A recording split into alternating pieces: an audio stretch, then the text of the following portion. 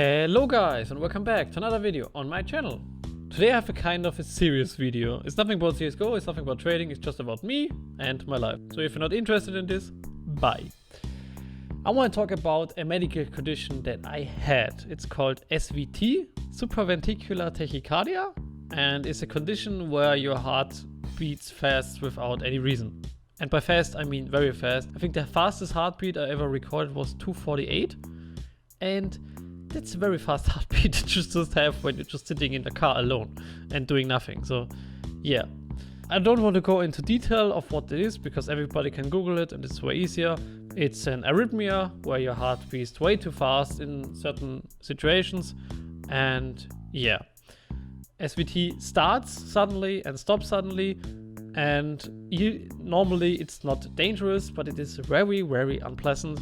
And while you're having it, you basically can't do anything. And I think the worst part of it is that it just feels very, very bad.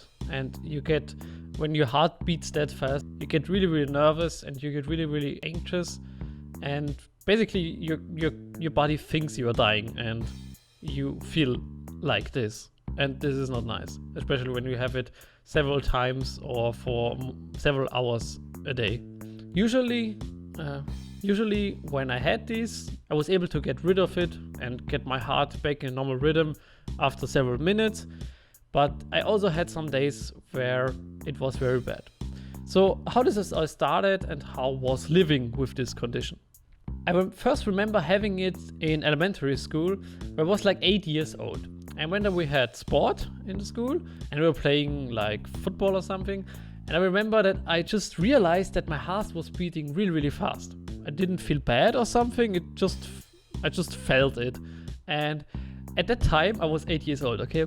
I was really afraid because I went to the teacher to tell her that. And I was really afraid of telling her because I thought when she's feeling my heart is beating this fast, she thought that I had a crush on her. Yeah, I was 8 years old, okay? I was stupid. But I remember telling her, yeah, just feel my heart, please. And she just said, yo, just chill down. You're really nervous. And she didn't really do anything about it. But it just went away after some minutes and everything was fine. When I got older, like when I went into puberty, it got more frequent. I remember when I did normal sports or went for a run or in school sports, I remember just having it like 1 to 3 times a week. And I went to the cardiologist, of course, and we didn't caught it, but I described it to him and he said, yeah, it's probably SVT. And so he diagnosed it very quickly, and he told me, yeah, it's nothing dangerous, except I live in the mountains, so it can be dangerous when you climb a mountain without a rope and you have it at 2000 meters or something. Then it can be dangerous, but normally it's totally fine. What I didn't like that much about the doctor here, he didn't really look at how I feel. He just looked at the medical stuff and said, this is not dangerous, we don't have to do anything about it. So I basically grew up until I was 17 or 16, just doing nothing against it, just having it 1 or 3 times a week. I went at, I think 14 years old, I started going to a gym, which was really pleasant because I didn't have it there that often. I think that is because there's not that much variation in your heartbeat. When my SVT started normally, I was really nervous, or I was doing something where my heartbeat changes. So after doing sport, or when I went playing football or something, you run, you rest, you run, you rest. That was really bad, and I basically, in my whole youth, until I was like 20, I couldn't really just go jogging or play football that well because I was always afraid that this will happen and I just will have to stop it. At 16, I had a really bad episode and I had a little bit of a panic attack. And so I called one of my friends, and his dad is a doctor too. So I went to him because he said, you sounded so bad. I want my dad to check you out. And I went to him and he said the same, that we want to diagnose it. And he gave me like a little device which will record my heartbeat in certain situations. And I had it for a week. And in that week I caught 2 episodes.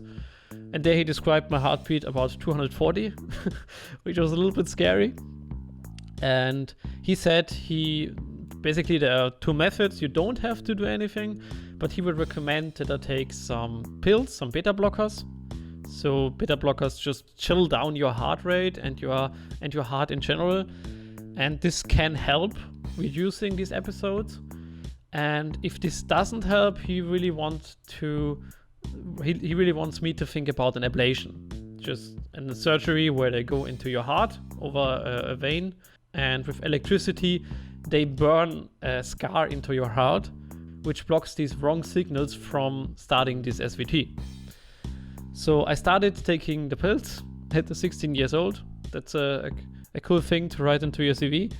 After I started taking them, the SVTs went to be a little bit better. Normally I had 3 episodes every week, and after taking the beta blockers, a really small dose of them, I only had them about 2 to 3 times a month. So it was a good improvement, but they were not gone.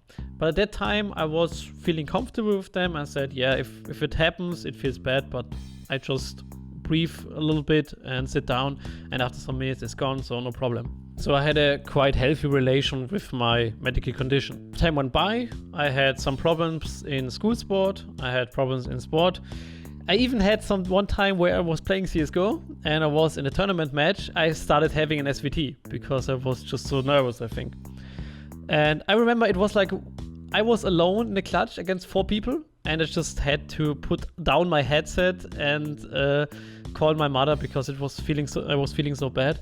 But I didn't want the tournament to lose, so I kept playing, and I just clutched that thing without headset. My mates would tell me, dude, you were reacting like an aimbot or something. But at a heart rate of 220 or something, that's not really a surprise, but it was really cool.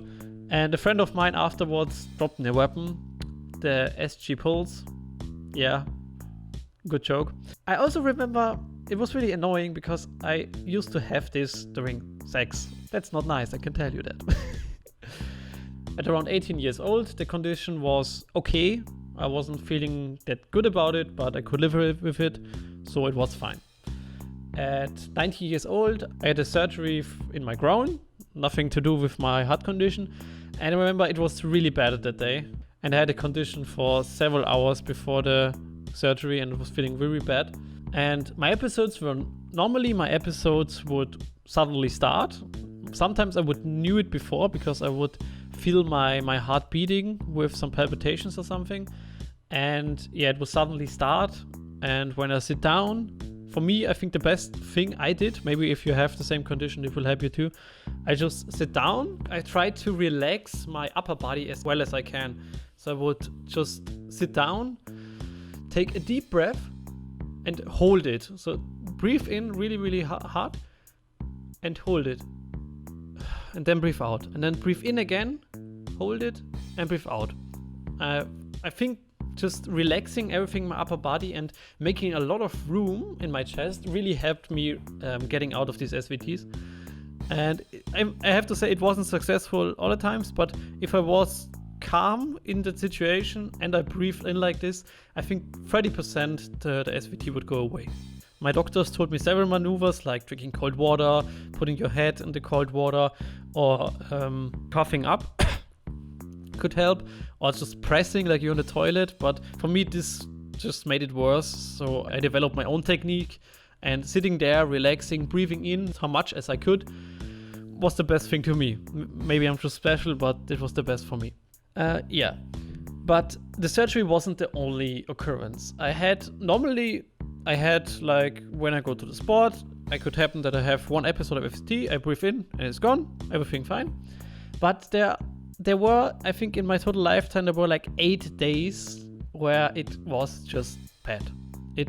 Where it just stopped, and after some heartbeats or after some seconds, it just started again. And these days were really, really hell. I remember we had a party at my hometown, and I was preparing a big quiz show because two of my friends were turning 18, and I was dressed up really fancy. I was the host for the show, And I was really, really nervous because I thought it was just such a cool idea and I loved doing that. And yeah, in the middle of that, I got SVT and they really had to do this thing without me. And I remember it started, I sat down, it stopped, I just stood up again and it started again. And I think at that evening I had it like 8 times in a row where it just stopped and started some time after. And this was really hell. And I had this for like 8 times. I think the worst time I had it, like 2 days later, I had a show with my music at my university. And I was so nervous. And I think at that day, I had it like 50 times in one day. And it was really hell. I was really close of calling the emergency to pick me up because I was feeling so bad. And yeah, after I did my A-levels, I went studying at another city. And yeah, there was, in my studies, you had the ability to do an outgoing semester. And I wanted to, and me and one of my friends said, yeah, let's go to Ireland. And we went to Ireland, and I remember before going there in September, I went to my doctor again, and he said I should change my exercising schedule and my diet a little bit. And he really wanted to take the natural way of healing me or helping me with this condition. I'm a really fit and sporty guy, and he told me that I should do 1 hour of cardio at least 3 times a week. And I started doing this. I started doing this in Ireland, and this was really, really healthy and really good, I think. But for some reason, it made my conditions more rare, but it made my conditions way, way worse. I think this is because doing such an extensive amount of cardio training, my heart just grew and gets stronger. But when I have arrhythmias, these heartbeats were way stronger too, these wrong heartbeats. So I remember after I did my first outgoing semester, I started my internship in another country. And I remember I had one of the best times there. And I was like 2 months without any episodes. But one time I was in the gym and my episode started and it was so bad. For like 5 seconds when it started, I just thought, yeah, my heart stopped. That's it. I'm gonna die. I had to instantly knee down because otherwise, if I would just stand there, I would just fade it and maybe smash my head somewhere. It felt really, really bad. I instantly went to one of the trainers and said, yeah, can you just look after me? If I faint, please call the emergency. And it took us several minutes, but afterwards it was fine again. But this was really the start of my turning point, my tipping point, where I said, okay, I don't think I can live with this my whole life. Yeah, my episodes came back a little bit more, and when they came, they were really unpleasant. And this kept on for the next 2 years. After I moved back and started my master's studies, I didn't have episodes that often, like 2 times a month. But when I had them, they were really hell. And I always called somebody because I was so scared because it felt so bad. I was basically just feeling that my heart will stop and I'm just going to die here. Yeah, that's basically the best way to describe it. Or the best way to describe it to somebody that doesn't know it. I think everybody knows the feeling when you're falling. So when you're falling in your sleep or when you are in an airplane and the airplane is falling a little bit and you're feeling like, oh no, what's happening? That's pretty much the feeling you have when you have an SVT. But you have this feeling for as long as this SVT lasts. So can last from some seconds to several hours. And with that, your whole upper body just cramps and gets really, really tense. You are really out of breath. You are starting to sweat and it's really very hot and it's not a cool situation.